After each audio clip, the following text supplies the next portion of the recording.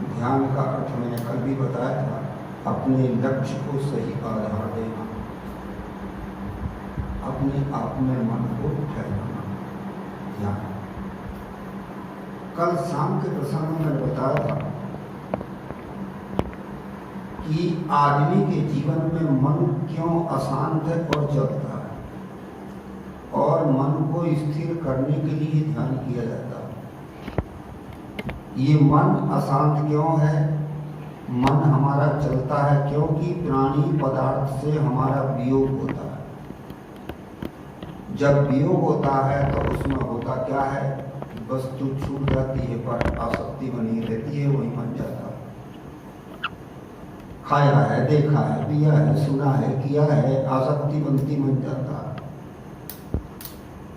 दूसरे नंबर में वस्तु तो छोड़ देते हैं परंतु वहाँ प्राणियों में बन जाता है द्वेष और पदार्थों में बन जाता है राग। यही राग देश में हमारा मन चलता है।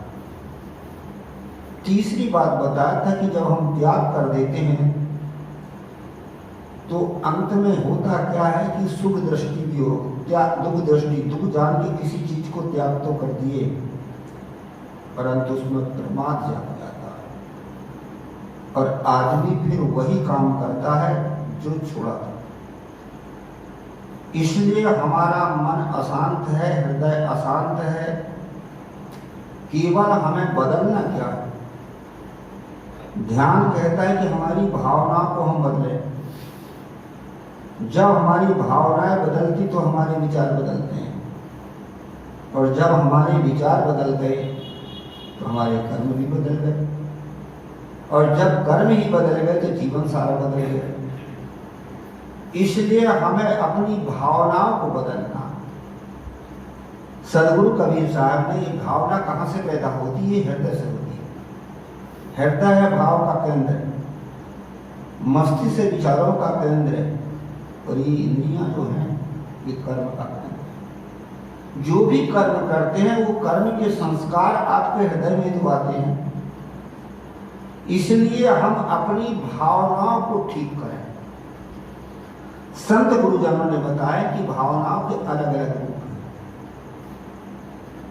और जब ज्ञानी आदमी अपनी ज्ञान में भावना आ जाती है, मैं आत्मा अविनाशी तत्व हूं, प्राणी और पदार्थ मेरे से पृथक हैं, जो भी चीज मेरे जीवन में मिली केवल काम चलाने की, उपयोग की, उपभोग की नहीं।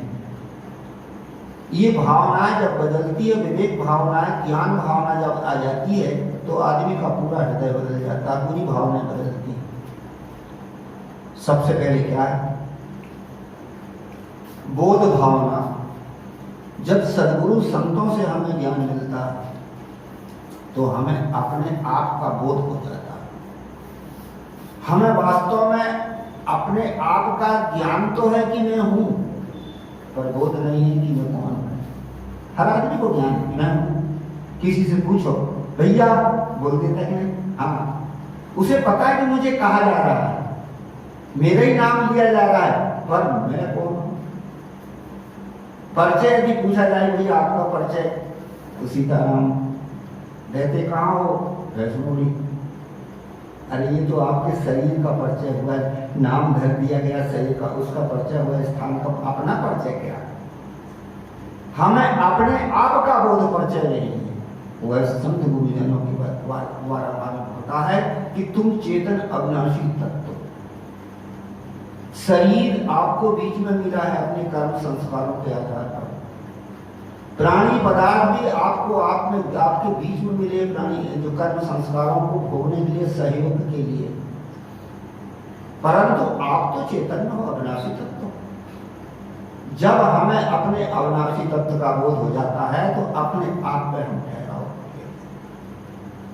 कहा जाता है कि एक बार आदि शंकराचार्य और नंदनी कोई ग्राम था वहां पे, और प्रभाकर नाम का एक पंडित रहता था, और उसका पंडित का उस पंडित का एक लड़का था जिसका नाम था हस्तामलक।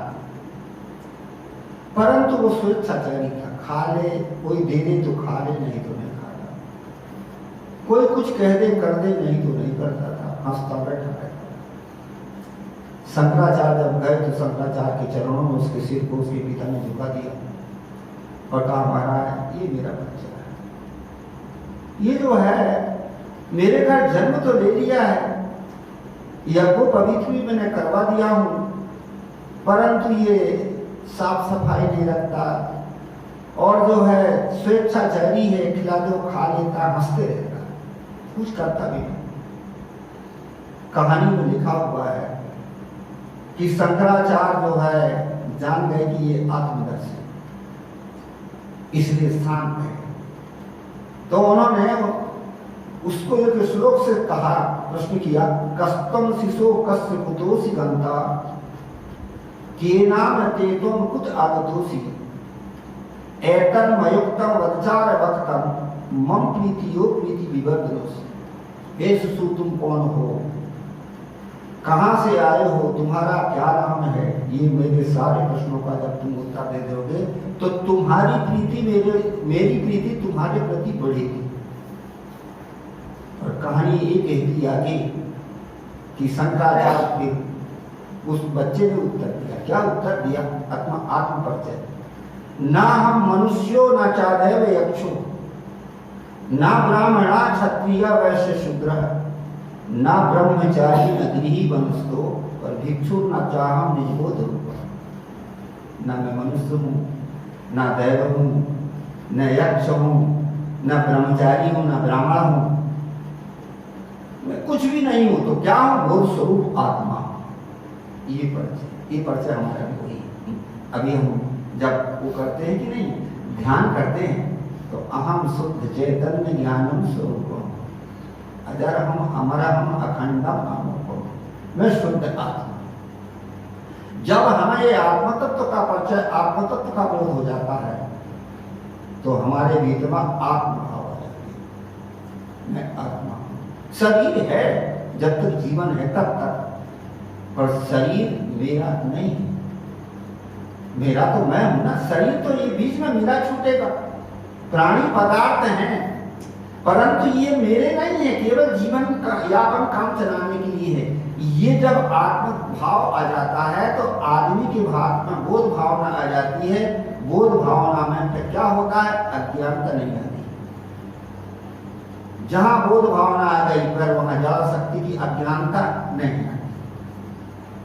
दूसरा है बोध भावना, उसके बाद क्या होता है, आत्म तुलना भाव। जैसे मैं आत्मा हूं इसी प्रकार से जितने भी प्राणी सब आत्मरूप हैं।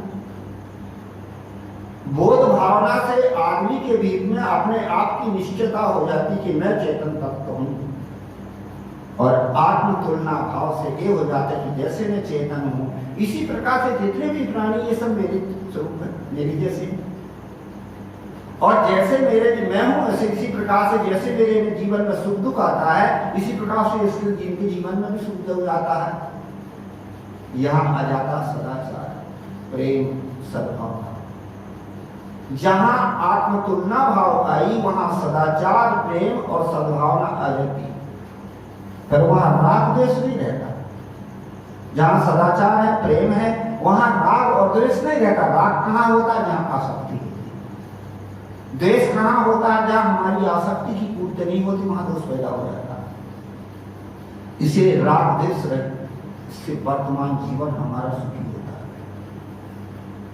तीसरी भावना क्या है, वस्तु तुलना भाव। वस्तु तुलना का भाव, जितनी भी वस्तु हमसे भी जाती अलग है, परंतु ये केवल काम लेने की है। और काम लेने के साथ साथ में जैसे मुझे किसी चीज की आवश्यकता है और दूसरे को भी तो है, ये वस्तु तुलना जहां भाव आ जाता है वहां स्वार्थ आता है। आदमी के भीतर में वस्तु को अपना मान रखता है, आसक्ति बनी है, वही स्वार्थ बना रहता है। वही होता छल, कपट, बेईमानी, अत्याचार। कहां से पैदा होता है, यही से तो होता है। तो जब स्वार्थ हट जाता है तो वहां तो कौन सी भाव, स्वार्थ भाव हट गया, वहां प्रेम और मजबूत होता है। आदमी के जीवन में स्वार्थ है, स्वार्थ से प्रेम टूटता है। और जहां स्वार्थ हट गया वहां प्रेम पैदा हो जाता है। इसलिए कहते वस्तु तुलना भाव, जैसे मुझे एक चीज की जरूरत है और सबको भी तो है, इसलिए मिल बांट के खाओ। कहा जाता है राजस्थान में जैनियों की जमात चल रही थी और उस जैनियों की जमात में हुआ कि 1 ग्राम पानी था, पानी का अभाव हुआ और बता दिया, और 100 संत थे, बता दिया गया कि सबको 2-2 गिलास का अधिकार है, 2-2 गिलास पानी सब पी सकते हैं। एक संत ने क्या काम किया, 5-6 गिलास पानी पी लिए। गुरु को जब पता चला तो उनके गुरु ने कहा कि देखो तुमने पानी ज्यादा पी लिया, इसलिए तुम्हारे ऊपर दंड है 40 दिन का प्रायश्चित उपवास। उसने कहा भाई ये 40 दिन का प्रायश्चित उपवास मुझे क्यों थोपा गया? क्या इसलिए कि तुमने पानी ज्यादा पी लिया।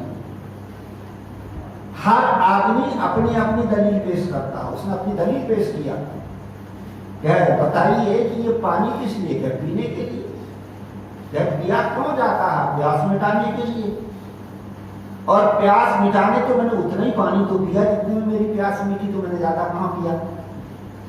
उसकी भी अपनी दलील ठीक थी, परंतु गुरु ने कहा सुन पहले, जैसे तुझे प्यास लगी ऐसे और को भी तो लगी है, वो भी तो सोच।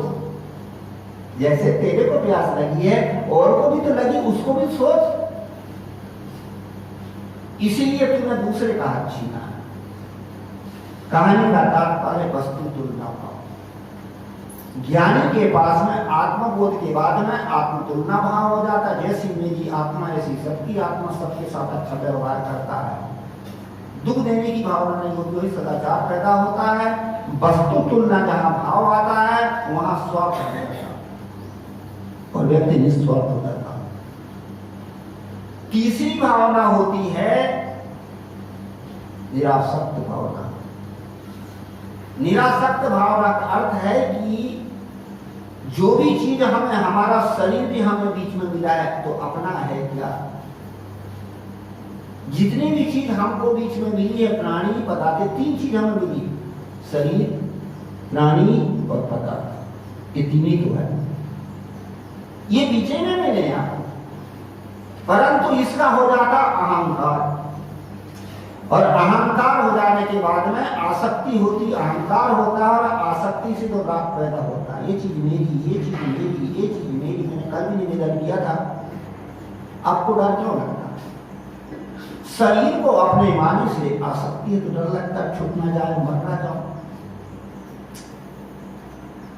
और प्राणियों में मोह है, ये मेरे हैं, मेरे से अलग ना हो जाए, इसलिए डरते। पदार्थ में लोभ है, ये वस्तु मेरी छूट ना जाए, कोई छीन ना ले, डर है। और पद प्रतिष्ठा का अहंकार है, जिस चीज पद में हो, जिस प्रतिष्ठा में हो, जाति वर्ण, इसका अहंकार है, मेरा अपमान ना हो जाए। क्यों? ये आसक्ति के कारण ही तो हो रहा है। इसीलिए निरासक्त भाव, आसक्ति रहित जिंदगी जीना। आवासक्ता और आसक्ति में थोड़ा अंतर है। हम जो जीवन जी हैं ये आवश्यकता के आधार पर जिए, आसक्ति के आधार पर नहीं। हम आसक्ति के आधार पर जिंदगी जीते हैं, इसलिए हमारा मन अशांत है, चंचल है, तृप्ति नहीं होती। पर आवश्यकता के आधार पर जिंदगी जिए तो उदाहरण देके समझाऊं। एक संत जी अपने शिष्यों, और ये संत जी थे, वो कहीं बाहर जा रहे थे, मैदान में बैठ करके साधना ध्यान के लिए। तो एक शिष्य ने कहा, गुरु जी आसक्ति और आवश्यकता में कितना अंतर है? महात्मा ने कहा, आसक्ति और आवश्यकता में करना। चल मैं वहां जाऊंगा, बाहर जा रहा हूं, वहीं मेरे साथ चलो, वहीं कर दे दूंगा। रहा आदमी जी क्या सूख गया। महात्मा जी ने उसको समझाने के लिए साथ में क्या ले गए थे? कुछ फल ले गए थे, एक फल ले गए थे और एक पिंडा। दोनों जब वहां बैठे पेड़ के नीचे, तो महात्मा जी ने पिंडे को दूर रख दिया और फल को दूर रख दिया। और उसके बाद में तोता उड़ते हुए आया, फल को खा लिया और पिंडे की तरफ देख रही थी। दूसरे दिन फिर महात्मा गए, उस शिष्य को ले गए, अब की बार 2 फल ले गए। एक फल को पिंजरे में रख दिया था और दूसरे फल को पिंजरे से बाहर। तोता पुनः आया और बाहर के फल को खा लिया और भीतर के फल के लिए चोंच मार मार के मर गए। शिष्य ने कहा, गुरुजी 2 दिन से हो गए, मेरे प्रश्न का उत्तर तो आप दे ही नहीं रहे हो। महात्मा ने कहा, कल से तो देना शुरू किया हूं, आज तक तो भी समझ में नहीं आई। कहने क्या कर रहा था, मैंने क्या प्रतिक्रिया किया, क्या किया? क्या महाराज आप वही कर रहे थे, पहले दिन तो फल लाए और फल को आपने अलग रख दिया और पिंजरे को अलग रख दिया। तोता आया, फल खा लिया, पिंजरे की तरफ नहीं देखा। महात्मा ने कहा, वो पिंजरे की तोते की आवश्यकता पूरी हो गई थी, इसलिए वो पिंजरे तरफ नहीं देखा। दूसरे दिन मैंने क्या किया? दूसरे दिन आपने 2 फल ले गए। एक फल तो पिंजरे के अंदर रख दिया था और दूसरा फल पिंजरे के बाहर। तोता आया, बाहर के फल को तो खा लिया, पर भीतर के फल के लिए चोंच मार मार के मार गया। महात्मा ने कहा, वो तोता की थी आसक्ति। आवश्यकता तो बाहर के फल से पूरी हो गई थी, पर आसक्ति की पूरी नहीं हुई, पूर्ति नहीं हुई, इसलिए पिंजरे से चोंच मार मार करके मर गया। कहानी का तात्पर्य अब समझ गए होंगे। आवश्यकता है जरूरत और आसक्ति है जरूरत नहीं। मन की पूर्ति के लिए आसक्ति हम करते, पर मन कभी पूरा पड़ता है? मन की तृष्णा, मन की चाहना, मन का राग कभी पूरा पड़ता है? ऐसे एक संत और नहाने के लिए जा रहे थे। एक ने पूछा, गुरुजी तृष्णा का क्या स्वरूप है? महात्मा ने कहा, और बढ़ना, अपूर्ति होना, पूर्ति कभी ना होना, उसका नाम है तृष्णा। कह अच्छा महाराज, तो कह गुरुजी ठीक से समझाइए। महात्मा ने कहा, चल मेरे साथ, मैं कुआं पर जा रहा हूं, वहीं स्नान करूंगा, वहीं समझा दूंगा। शिष्य हो गया। महात्मा ने क्या काम किया कि बिना बहने की बाल्टी पड़ी थी, बाल्टी को रस्सी में बांधा और बांधने के बाद में जब महात्मा ने रस्सी में बाल्टी को डुबाया तो लग गया कि बाल्टी भर गई, ऐसा लगा। और जब बाल्टी को ऊपर किया तो खाली की खाली, बार बार डुबोते, बार बार निकालते। शिष्य ने कहा, महाराज मैं पूछा था तृष्णा का स्वरूप है, क्या स्वरूप है, आप बता नहीं रहे? तो बता तो रहा। ये क्या बता रहे? कहते जब मैंने बाल्टी को डुबाया तो कैसी लगे? गुरुजी भर गई। और ऊपर उठा तो कैसे रहेगा? गुरुजी खाली की खाली है। एक तृष्णा का स्वरूप। आदमी को लगता है कि भर गया, फिर बाद में खाली की खाली, यही है तृष्णा का स्वरूप। ये कहां से पैदा होता है? ये पैदा होती है आसक्ति से। आदमी के भीतर आसक्ति बनी रहती है। मैं समझा रहा था कि आवश्यकता और आसक्ति, जीवन में हमारी आवश्यकताएं पूरी हो सकती हैं पर आसक्ति पूरी नहीं हो सकती। इसलिए हमारे हृदय में क्या है? आसक्ति भाव है। ज्ञानी का हृदय निरासक्त हो जाता है, वहां आसक्ति नहीं, केवल आसक्ति आवश्यकता के लिए, गुजारा के लिए जिंदगी जीता है और निष्ठित निश्चित जिंदगी जीता है। इसको कहते हैं और निरासक्त भाव। और फिर आखिरी भाव क्या है? निरासक्त भाव कहां से पैदा होता है? जब हमारे भीतर में वैराग्य हो। अभी हमारे संत जी जब बीच में आप ध्यान कर रहे थे तो कुछ थोड़े से बताए थे, वैराग्य से मन स्थिर होता। ये वैराग्य भावना, जहां वैराग्य भावना होती है वहां मन में स्थिरता आ जाती, मन समझ लेता, ठहर जाता मन। जहां आसक्ति बढ़ती है वहां मन और बना लेता, और कर लेता, और खा लेता। और वैराग्य भावना होती है, अरे जो है वही काम का है, ज्यादा क्या करना। वैराग्य में त्याग पैदा होता, और त्याग जहां पैदा होता वहीं तो स्वतंत्रता आती। जो भी त्यागी व्यक्ति हो उसके जीवन में स्वतंत्रता रहती। क्यों? आसक्ति है ही नहीं। इसलिए जो भी सामने आता है उसको त्यागता है। सदगुरु कबीर ने बड़ी सुंदर बात कही है, कहा ही कबीर सुनो हो संतो, ज्यों आवे त्यों फेरी। जैसे हमारे भीतर में आसक्ति आ गया फिर तो वैराग्य की कमी के भी कारण ही हमारे भीतर में आसक्ति, चाहनाएं, कामनाएं होती है और उनकी पूर्ति नहीं हो पाती। कभी भी जीवन में नहीं चाहना की पूर्ति नहीं होती। बड़ा सुंदर पद था, पहले किसी कोई गाते थे संत लोग, विषयों से मन को तृप्त कराना नहीं अच्छा, जलती अग्नि को घी से बुझाना नहीं अच्छा।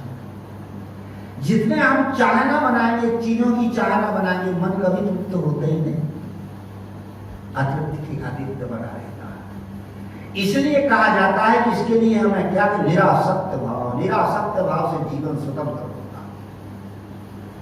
जिसके भीतर आसक्ति, राग बनी रहती, उसका जीवन कभी भी स्वतंत्र नहीं होता, परतंत्र ही रहता है। चीज तो मिल जाती है और मिलने के बाद में मन की पूर्ति नहीं हो पाती, और कर लेता, और बना लेता, और खा लेता, और कर लेता, और कर लेता, पूरा जीवन ही बीत जाता है, परंतु मन चंचल की चंचल। निरासक्त व्यक्ति वास्तव में असली जिंदगी जीता, वो आसक्ति से रही जिंदगी जीता। थोड़ा सा प्रसंग और घुमा रामायण का प्रसंग है। कहा जाता है कि जो वैराग्यमान होते हैं उसके पास विकार नहीं होता। विकार का है आसक्ति, राग। जितने भी विकार पैदा होते हैं ये काम से शुरू होते हैं। काम माने आसक्ति होती, इच्छाएं, किसी वस्तु की इच्छा, एक काम है, उसकी पूर्ति ना होना तो क्रोध है, कुछ पूर्ति हो गई तो मोह हो जाता है, लोभ हो जाता है, फिर और हो गया तो मोह हो जाता है, फिर हो जाता अहंकार, तो मेरे से आगे कोई ना बढ़े, ये भावना बन जाती है। तो इसी प्रकार से जो है ये सब कहां से पैदा होते हैं, ये सब कहां से, जितने भी विकार पैदा होते हैं ये कहां से होते हैं, ये सारे आसक्ति से होते हैं। तो मैं बता रहा था, मैं रामायण का थोड़ा प्रसंग है। राम, लक्ष्मण, भरत और शत्रुघ्न, ये चार भाई बताए गए हैं। अध्यात्म के आधार पर अध्यात्म महापुरुषों ने इसका निष्कर्ष निकाला, अध्यात्म का चिंतन किया तो ज्ञान है राम, विवेक है लक्ष्मण, विचार है शत्रुघ्न और भरत है वैराग। अब ज्ञान है राम। राम के पास में भी एक स्त्री आई थी जिसका नाम कथा के अनुसार है ताड़का, और ताड़का को राम ने मार दिया। इसी प्रकार से ज्ञानी के पास में भी ताड़का रूपी क्रोध आता है, परंतु ज्ञान के द्वारा उसे मारता, इसलिए वो ज्ञानी है। आता नहीं, ऐसी बात नहीं, आता है, पर ज्ञान के द्वारा उसे मार देता है, इसलिए वो ज्ञानी। दूसरे नंबर में लक्ष्मण। लक्ष्मण के पास में भी एक स्त्री आई थी, लक्ष्मण है विवेक, उसका नाम था क्या, शूर्पणखा, उसकी नाक कान काट लिया। इसी प्रकार से विवेकवान के पास में काम रूपी शूर्पणखा तो आती है, काटता है, इसलिए वो विवेकमान, विकार आया पर हटा दिया। तीसरे नंबर में है शत्रुघ्न। शत्रुघ्न के पास में भी एक स्त्री आई थी जिसका नाम था मंत्रा, और उसकी कमर ही तोड़ दिया। इसी प्रकार से शत्रुघ्न कौन है, विचारवान के पास में भी मंत्रा रूपी लोग आता है, तोड़ता है, इसलिए वो विचारवान। पर भरत है वैराग। भरत के पास कोई आया था नहीं, क्यों नहीं आया, क्योंकि भरत ने अपनी माता से संबंध तोड़ दिया था। इसलिए वैराग्यमान, ज्ञान, वैराग्यमान, त्यागमान, ममता रूपी आसक्ति से संबंध तोड़ता, इसलिए विकार नहीं आता। ये विकार हमारे विकार आते, काम है, क्रोध है, लोभ है, मोह है, चिंता है, विकार है, राग है, द्वेष है। ये विकार कहां से पैदा होते हैं, मैंने कल बताया, पानी के स्वरूप में लहर नहीं, परंतु हवा के कारण बह सकती है। ऐसे हमारे भीतर में क्या है, आसक्ति है, राग है, और वही हमारे मन को हिलाता। शिखा दीप को जैसे वायु हिलावे, तथा जीव ही को विषय फेरी माने। जैसे दीपक की शिखा को हवा हिलाती